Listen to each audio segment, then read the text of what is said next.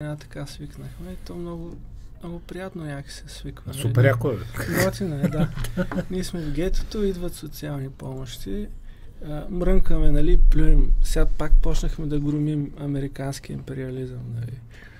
Пак стана модерно. Плюем, нали, хвърлят ни така по някой кокъл. Приятно е, не е лошо.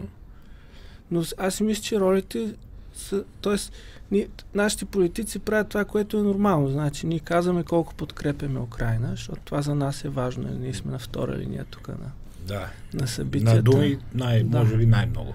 На думи особено.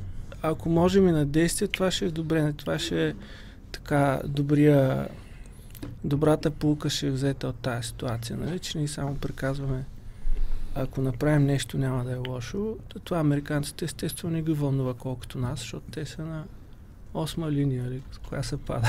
То не ги вълнува въобще. Изобщо не ги вълнува.